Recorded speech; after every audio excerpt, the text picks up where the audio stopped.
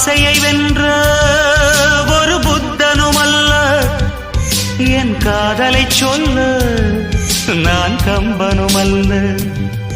உன் காது கடித்தேன் நான் கனவினில் மெல்ல, இன்று கட்டி அணைத்தேன் இது கற்பனை அல்ல.